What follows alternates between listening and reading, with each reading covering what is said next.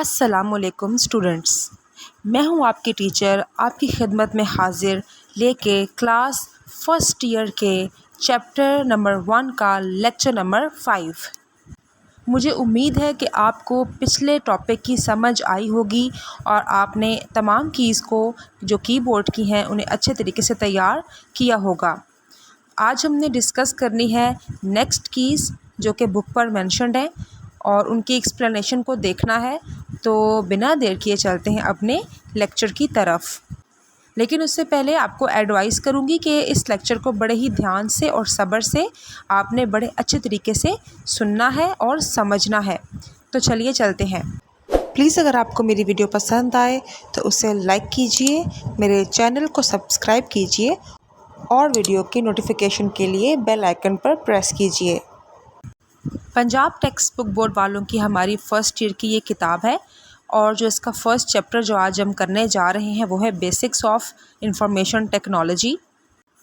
सबसे पहले हम जिस की के बारे में पढ़ेंगे आज वो है इंसर्ट की। ये की क्या होती है?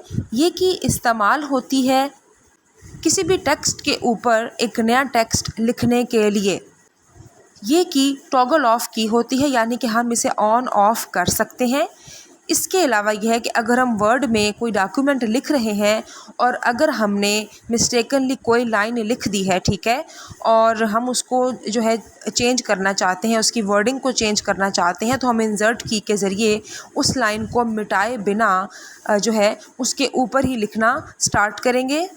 और इससे क्या होगा कि उस लाइन को रिमूव करने की ज़रूरत नहीं है। हम जो भी करैक्टर्स लिख रहे होंगे वो पिछले करैक्टर्स के ऊपर लिखे जा रहे होंगे, यानी कि पिछले करैक्टर्स मिटते जाएंगे और जो हम नए करैक्टर्स लिख रहे हैं वो उसके ऊपर प्रिंट होते जाएंगे।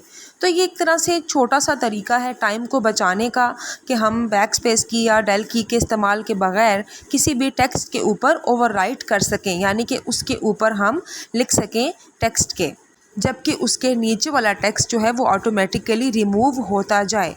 यानी इंसर्ट की एक मैजिक की तरह काम करती है और पिछले वर्ड्स को नए वर्ड्स के साथ रिप्लेस कर देती है और at the same time writing and deleting हो रही होती है। मतलब हम पुराने words at the same time delete हो रहे होते हैं और नए वर्ड्स एट द सेम उन डिलीटेड वर्ड्स के ऊपर लिखे जा रहे होते हैं।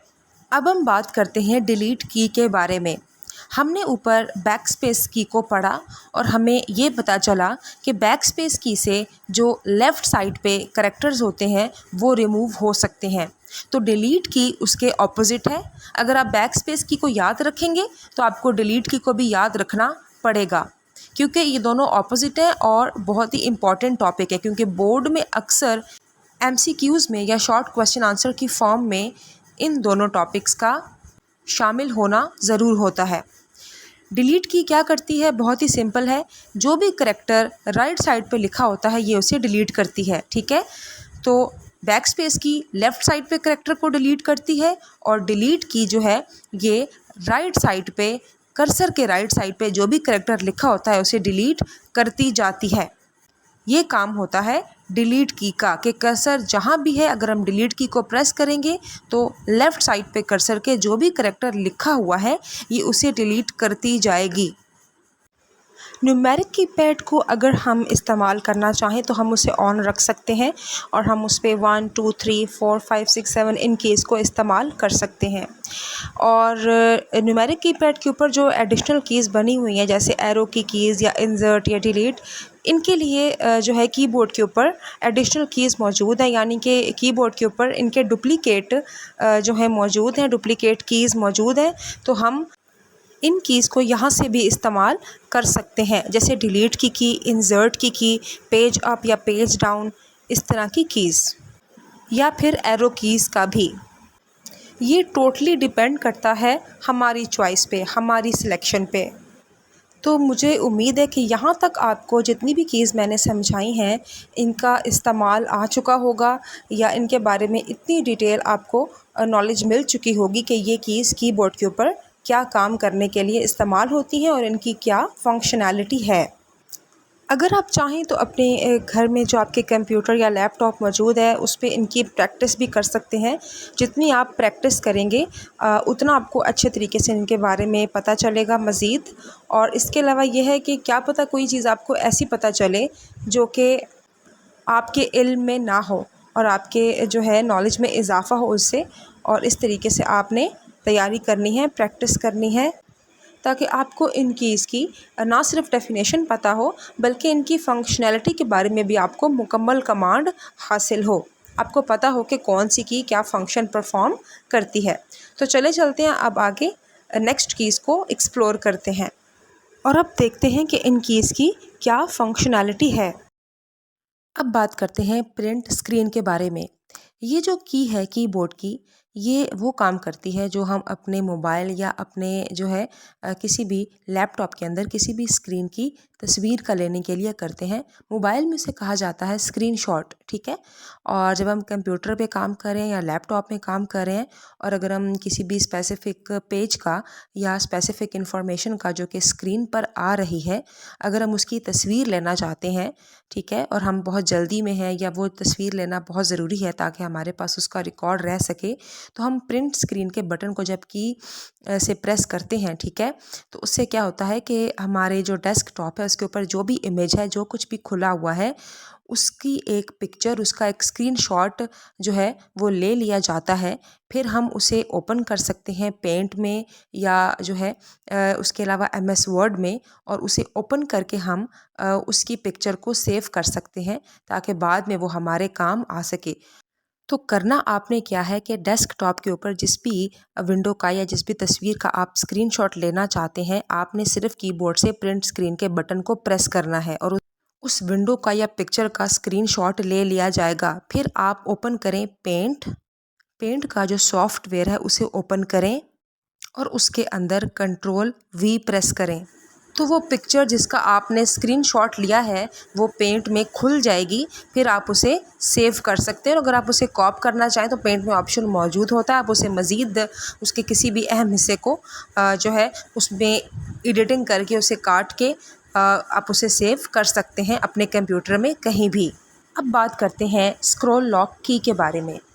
ये की जो है ये भी टॉगल की है, यानी कि इसको टर्न ऑफ या ऑन किया जा सकता है। इसके अलावा इस की का जो मोस्टली इस्तेमाल है ये एमएस एक्सेल नाम की जो एप्लीकेशन है उसमें होता है। ये जो फ़ीचर है इसे ओरिजिनल IBM PC के कीबोर्ड से लिया गया है। अब इस फीचर के ज़रिए क्या होता है, इसके ज़रिए कर्सर को लॉक कर दिया जाता है। मिसाल के तौर पे अगर हम एक एक्सेल शीट के अंदर काम कर रहे हैं और हमने यहाँ पे किसी भी सेल को सिलेक्ट किया है, फॉर एग्ज़ाम्पल अगर हमने A1 सेल को सिलेक्ट किया है और हमने उसे स्क्रॉल लॉक की का इस्तेमाल करते हुए कर्सर को यहाँ इस सेल पर लॉक कर दिया है, लेकिन जो कर्सर है वो वहीं पे उस सेल के अंदर स्टिक हो जाएगा, यानी कि कर्सर मूव नहीं हो सकता जब तक कि हम जो है स्क्रॉल लॉक की को अनलॉक नहीं करते। जैसे ही हम स्क्रॉल लॉक की के बटन को टर्न ऑफ करेंगे उसके साथ ही हम अपने कर्सर को कहीं भी मूव कर सकते हैं। अब हम कर्सर को एक्सेल के किसी भी सेल में लेके जा सकते हैं। जब हम स्क्रॉल लॉक की का इस्तेमाल करते हैं तो स्क्रॉल लॉक की के बटन को प्रेस करने से जो कीबोर्ड का टॉप राइट कॉर्नर होता है वहाँ पर लाइट ऑन हो जाती है, जो कि हमें ये बताती है कि अब स्क्रॉल लॉक की का जो ऑप्शन है ये ऑन हो चुका है और अब हम इसे इस्तेमाल कर सकते हैं। क्योंकि इस लाइट के ऑन या ऑफ़ होने का ताल्लुक स्क्रॉल लॉक की के साथ जुड़ा होता है। अब बात करते हैं पॉज की के बारे में, जो कि कीबोर्ड के ऊपर मौजूद है। ये की हर जगह तो इस्तेमाल नहीं होती, लेकिन कुछ मखसूस जगहों पर इसे किसी काम को पॉज करने के लिए इस्तेमाल किया जाता है और वो काम मोस्टली टेक्स्ट मोड पर मुश्तमिल होता है, यानी कि ऐसे सॉफ्टवेयर्स जिनके अंदर डॉक्यूमेंट्स लिखा जाता है और फिर हम उस डॉक्यूमेंट को जो है देखना चाहते हैं, उसका रिव्यू करना चाहते हैं, ठीक है, और उस डॉक्यूमेंट को देखते हुए अगर हम उसे कहीं भी पॉज करना चाहते हैं तो हम पॉज की का इस्तेमाल कर सकते हैं। लेकिन ये भी हर तरह के डॉक्यूमेंटेशन वाले सॉफ्टवेयर में इस्तेमाल नहीं होती। मसलन अगर हम कमांड प्रॉम्प्ट में हैं और डाटा कॉन्टीन्यूसली नीचे आ रहा है और हम उसे किसी पॉइंट पर रोकना चाहते हैं तो हम पॉज की के ज़रिए ऐसे कर सकते हैं। कीबोर्ड से जब हम पॉज की को प्रेस करेंगे तो डाटा वहीं रुक जाएगा और हम उसे रीड कर सकते हैं आसानी से। मिसाल के तौर पे अगर हम अपना कंप्यूटर ऑन कर रहे हैं और यानी कि हमारे कंप्यूटर के बूटिंग अप का प्रोसेस चल रहा है और हम कीबोर्ड से पॉज की को प्रेस करते हैं तो हमारे सिस्टम की जो बूटिंग अप हो रही है वो प्रोसेस वहीं पे रुक जाता है। और अगर हम दोबारा बूटिंग अप के प्रोसेस को स्टार्ट करना चाहते हैं तो उसके लिए या तो हमें कीबोर्ड से एंड की को प्रेस करना पड़ेगा या फिर हम पॉज की को प्रेस करके भी बूटिंग अप के प्रोसेस को दोबारा से स्टार्ट कर सकते हैं। इसके अलावा हम जो है इंटर की के ज़रिए भी बूटिंग अप के प्रोसेस को दोबारा से कंटिन्यू कर सकते हैं। पॉज की का इस्तेमाल आजकल के दौर में काफ़ी कम हो चुका है। अक्सर कीबोर्ड्स ऐसे आ रहे हैं जिनके अंदर शायद पॉज की मौजूद ना हो और एप्पल की जो कंपनी है उन्होंने तो अपने कीबोर्ड में उसे लॉन्च करना उसे जो है अपने कीबोर्ड में शामिल करना ही बंद कर दिया है। मे बी सम एप्पल के कीबोर्ड्स में हो लेकिन एप्पल कंपनी की तरफ से बनाए गए कुछ कीबोर्ड्स में पॉज का बटन शामिल नहीं है। अब बात करते हैं ब्रेक के बटन के बारे में, यानी ब्रेक की के बारे में। वैसे तो ब्रेक का मतलब होता है कि किसी भी चीज़ को हिस्सों में डिवाइड करना या तकसीम करना। इस ब्रेक की का सफ़र भी IBM के कीबोर्ड से लेके आज तक के कीबोर्ड्स में शामिल है। इसका इस्तेमाल भी कमोबेश डॉस या कमांड प्रॉम्प्ट के अंदर ही होता है। मिसाल के तौर पे ये डॉस एप्लीकेशन को वक्ती तौर पे बंद करने के लिए इस्तेमाल होती है। मिसाल के तौर पे अगर हम कीबोर्ड से कंट्रोल प्लस ब्रेक के बटन को प्रेस करेंगे और डॉस एप्लीकेशन अगर खुली हुई है तो वक्ती तौर पे हमारी डॉस एप्लीकेशन क्लोज़ हो जाएगी। इसी तरह अगर डॉस में हम काम कर रहे हैं और हमारा डाटा जो है वो बहुत जल्दी से नीचे आ रहा है या हम किसी भी किस्म के डाटा का रिव्यू कर रहे हैं, उसे देख रहे हैं और डाटा के इस तरह जो है नीचे आने के प्रोसेस के साथ अगर हम कहीं पर भी कीबोर्ड से ब्रेक की को प्रेस कर देंगे तो उससे क्या होगा, ये हमारे उस डाटा को पार्ट्स में डिवाइड कर देगी। तो इस तरह डॉट में जो डाटा स्ट्रीम हो रहा है उस स्ट्रीमिंग डाटा को पार्ट्स में डिवाइड करने के लिए हम ब्रेक की का इस्तेमाल भी कर सकते हैं। लेकिन आजकल के दौर में इसका इस्तेमाल भी इंतहाई कम हो गया है, रेयरली इसे यूज़ किया जाता है, लेकिन फिर भी इस की के बारे में आपको पता होना चाहिए। तो लीजिए तमाम की इसकी एक्सप्लेनेशन हुई कंप्लीट। रही बात फंक्शन कीज़ की तो वो मैं आपको अच्छे तरीके से समझा चुकी हूँ जब हमने कीज़ का टॉपिक स्टार्ट किया था कि फ़ंक्शन कीज़ जो हैं F1 से F12 तक होती हैं और सॉफ्टवेयर टू सॉफ्टवेयर इनका जो काम होता है वो वेरी करता है, डिफरेंट होता है। हर सॉफ्टवेयर के अंदर इनकी जो फंक्शनैलिटी होती है वो डिफरेंट होती है, ऑपरेटिंग सिस्टम के अंदर डिफरेंट होती है और ऑपरेटिंग सिस्टम के अलावा उसके अंदर जितने भी हम सॉफ्टवेयर्स इंस्टॉल करते हैं उनके अंदर अगर इसकी फंक्शनैलिटी की परमिशन है तो हर सॉफ्टवेयर के अंदर इन फंक्शन कीज़ की फंक्शनैलिटी डिफरेंट होगी। मतलब हर सॉफ्टवेयर के अंदर ये डिफरेंट काम करेंगी और डिफरेंट कॉम्बिनेशन ऑफ कीज़ के साथ ये इस्तेमाल होंगी। तो अब बात करते हैं रावलपिंडी बोर्ड के पॉइंट ऑफ व्यू से इस टॉपिक की अहमियत के बारे में। जितनी भी हमने कीज़ की हैं, जो कुछ आपकी बुक पर मेंशन्ड है ये आपको तैयार होना चाहिए। जो कुछ भी मैंने एडिशनल डाटा आपको समझाया हर की के बारे में, ठीक है, तो वो जो डाटा है वो आपकी समझ के लिए था कि आपको अच्छे तरीके से समझ आ सके कि ये की जो है ये क्या काम करती है और कैसे करती है।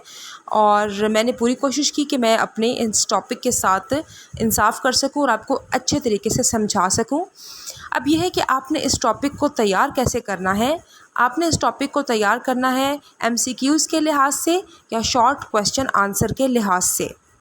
जो कुछ भी इन कीज़ के आगे बुक में मेंशन्ड है ये आपको याद होना चाहिए, तैयार होना चाहिए। यहाँ से कोई भी टर्म, कोई भी की एज़ MCQs या एज़ शॉर्ट क्वेश्चन आपके पेपर में आ सकती है कि बताएं व्हाट इज़ कैप्स लॉक की, या फिर जो है कैप्स लॉक की कौन सी की है, ये एक टॉगल की है, टर्न ऑफ या ऑन हो सकती है, ठीक है। इसके अलावा डिलीट की क्या करती है, बैक स्पेस की क्या करती है। तो इस तरह हर की के बारे में क्वेश्चन आपसे पूछे जा सकते हैं। तो अगर आपको जितनी अच्छी समझ होगी इस टॉपिक की उतने ईजीली आप इनके आंसर दे सकेंगे। तो ये था मेरा आज का लेक्चर। तो मिलते हैं आपसे नेक्स्ट लेक्चर में नेक्स्ट टॉपिक के साथ। तब तक के लिए अपना बहुत ख्याल रखिएगा और खूब दिल लगा के पढ़िएगा। अल्लाह हाफिज़।